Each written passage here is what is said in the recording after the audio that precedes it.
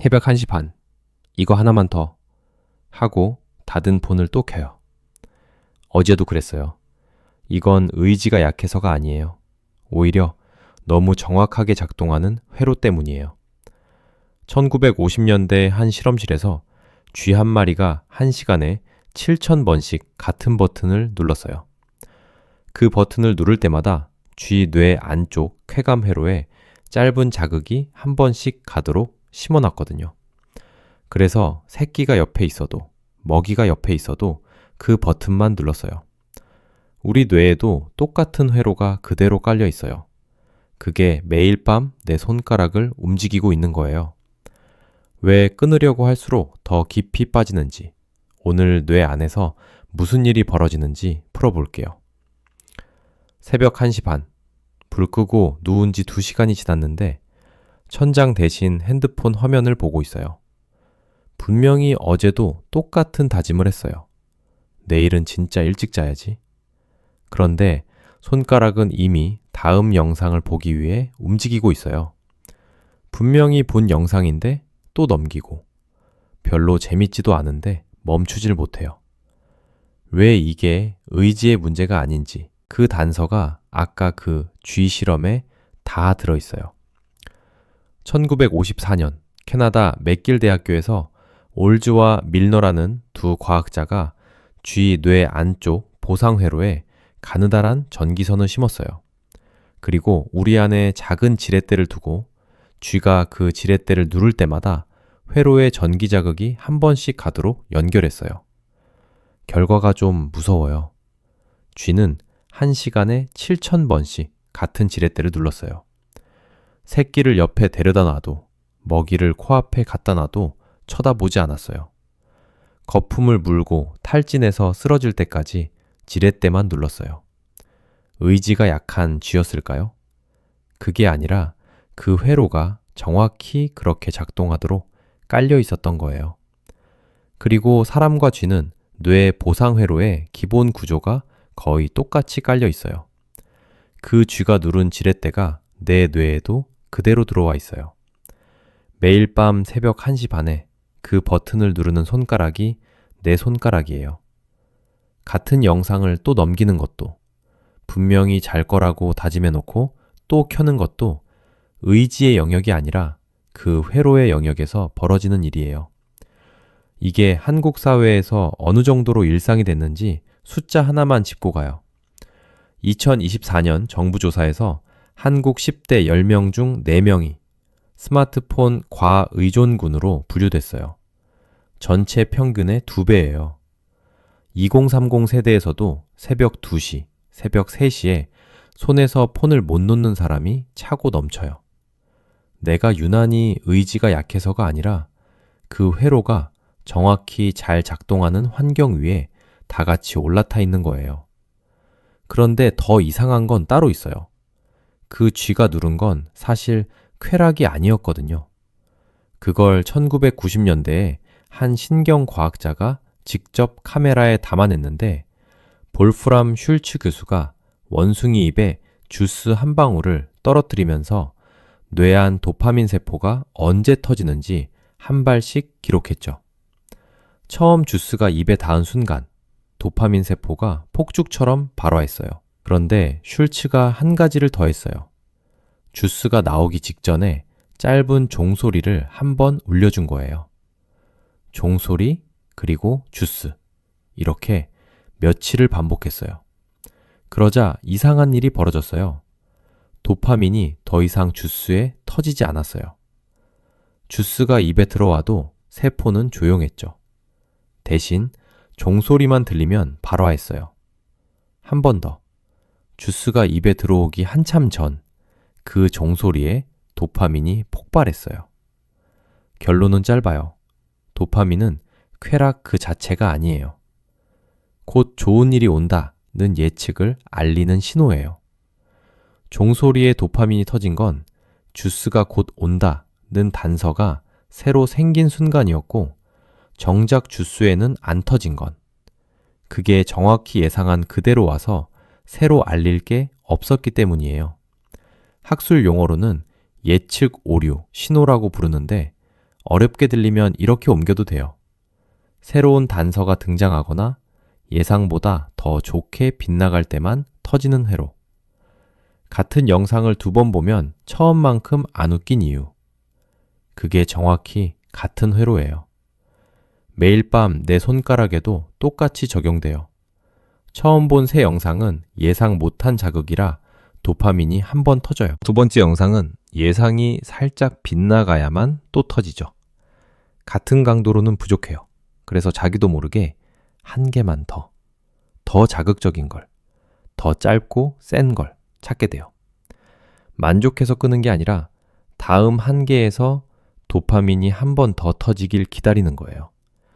그 기다림을 가장 빠르게, 가장 자주 만들어내는 게 숏폼이에요. 슬롯머신과 똑같은 원리로 돌아가거든요. 다음 영상이 재밌을지 시시할지 모르는 변동 보상. 한 영상은 15초에서 60초. 자동 재생이라 끄겠다는 결정을 내릴 틈도 없어요. 1시간이면 도파민 회로가 수백 번 발화하는 환경이에요. 야동도, 게임도 이 속도는 못 따라와요. 그럼 도파민 자체가 나쁜 거야? 그건 아니에요. 도파민이 잘못된 게 아니라 우리가 너무 잘 작동하는 회로를 24시간 켜놓고 있을 뿐이에요. 1954년 쥐가 누른 그 버튼이 내 뇌에도 그대로 깔려 있고 그 버튼이 누르는 건 사실 쾌락이 아니라 기대와 현실의 차이거든요. 그 차이를 채우려고 손가락이 또 움직이는 거예요. 그래서 많은 사람이 도파민 단식을 시도해요. 그런데 보통 3일째에 무너져요. 그 이유가 이 회로 안에 또 하나 숨어 있어요. 저도 한번 해봤어요. 인스타, 틱톡 앱을 다 지우고 잠금 앱까지 깔았죠. 딱 일주일만이라고 다짐하면서요. 첫날은 버텼어요. 둘째 날은 카톡 보러 들어갔다가 자꾸 사라진 앱 자리를 더듬게 됐어요. 그리고 3일째 새벽에 저는 다시 앱을 깔고 있었어요. 같은 침대, 같은 폰, 같은 새벽 1시 반. 이때 보통 결론이 2개로 갈려요. 역시 내 의지가 약했지. 아니면 도파민 단식 자체가 뻥이구나. 둘 다 틀렸어요. 3일째 무너진 데에는 훨씬 더 정확한 이유가 있어요. 그 이유는 매일 그 버튼을 눌렀던 결과로 내 뇌 안에 만들어진 시소 하나에 있어요. 1974년에 솔로몬과 코빗이라는 심리학자 2명이 이런 걸 발견했어요. 강한 쾌락이 한 번 들어오면 뇌는 그 즉시 반대 방향으로 같은 양의 무게를 얹어요. 한쪽이 쾌락이면 반대쪽엔 똑같은 크기의 가라앉음이 자동으로 쌓이는 거예요. 시소처럼요. 한 번이면 다시 평평해져요. 그런데 매일이면 다르죠. 흔들 때마다 반대쪽 무게가 한 칸씩 더 무거워져요. 사라지지 않고 쌓여요.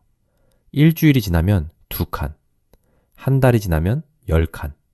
그렇게 내 안의 기준선이 1칸, 2칸 위로 올라가요. 어느 순간 그 기준선은 100층까지 올라가 있어요. 그러면 이제 친구랑 카페에서 1시간 수다 떠는 거, 산책 30분, 책 한 페이지, 이런 일상의 자극은 다 기준선 아래에 깔리는 거예요. 즐거움이 아니라 박탈로 느껴져요.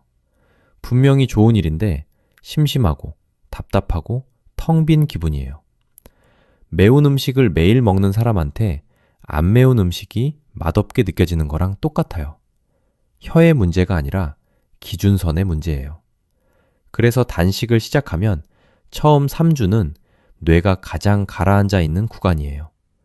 회로는 그동안 강한 자극에 맞춰서 평소 분비량을 줄여놓고 살아왔거든요.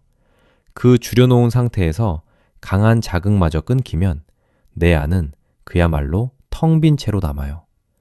의학에서는 이걸 저도파민 상태라고 불러요. 가장 무기력하고 가장 우울하고 가장 자책이 폭발하는 구간이에요. 정확히 단식 3일에서 1, 2주 사이에 이게 와요.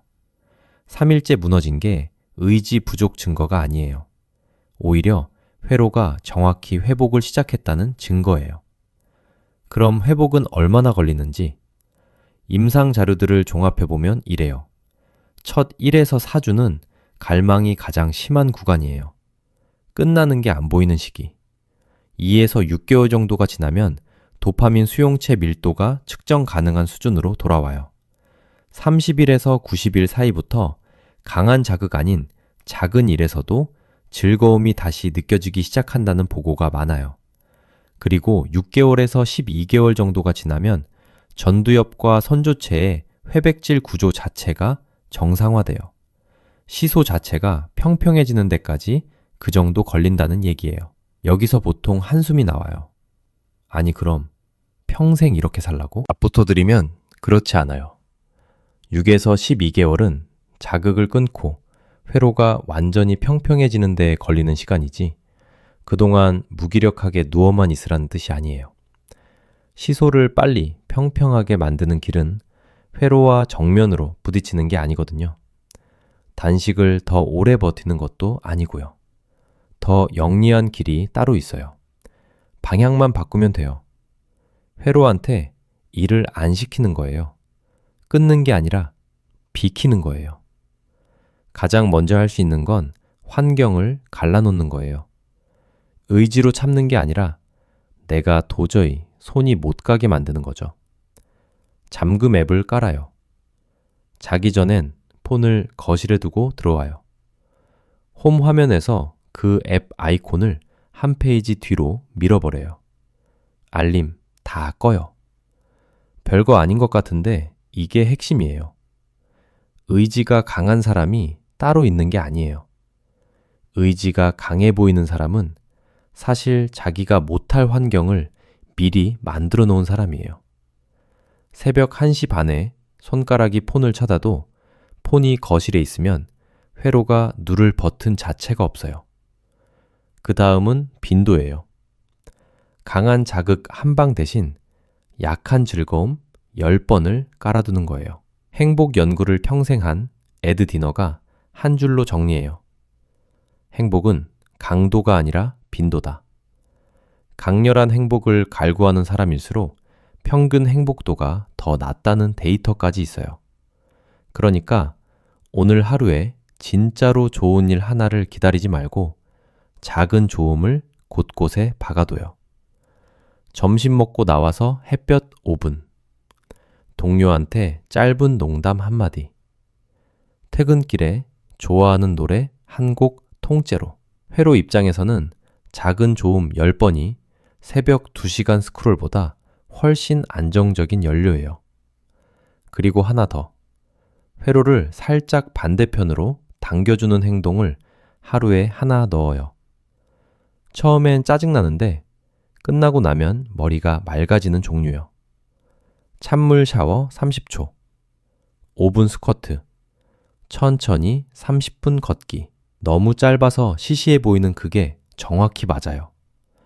2000년 체코 연구에서 사람을 찬물에 잠시 담갔다 꺼냈더니 도파민이 평소보다 250%까지 올라갔고 그 효과가 한두 시간 갔어요. 자극을 빼서 도파민을 끌어올리는 길이 회로 안에 이미 깔려 있는 거예요. 끊으려고 애쓰는 게 아니라 회로한테 다른 방향에서 살짝 일을 시키는 거죠. 마지막은 좀 의외인데 연착륙을 허용하는 거예요. 쇼폼을 끊었다고 갑자기 두꺼운 책으로 점프하면 뇌가 못 따라와요. 그 시간을 운동에 더 쓰거나 요리에 좀 빠지거나 산책이 길어져도 괜찮아요. 술 끊은 사람이 한동안 헬스장에 빠지는 거랑 똑같아요. 그건 다른 중독으로 옮긴 게 아니라 100층까지 올라간 기준선이 한 칸씩 내려오는 동안 회로가 바른 곳에서 연료를 채우는 거예요. 회복 단계상 자연스러운 풍경이에요. 새벽 1시 반에 또 그 버튼이 눌릴 거예요. 오늘 밤도 내일 밤도요. 그건 내가 약해서가 아니에요. 1954년 맥길대 실험실에 그 쥐랑 똑같은 회로가 내 뇌에도 깔려 있을 뿐이에요. 그 회로는 사라지지 않아요. 다만 비킬 수 있어요. 단식보다 격리, 강도보다 빈도, 끊는 것보다 비키는 거예요. 내 회로는 잘못한 적이 없어요. 정확히 시키는 일을 한 거예요. 그래서 정확히 다른 일을 시켜주면 돼요. 폰을 베개 옆이 아니라 거실에 두는 것 하나. 찬물 30초 하나. 점심 먹고 햇볕 5분 하나. 오늘 밤 하나만 골라서 해보세요.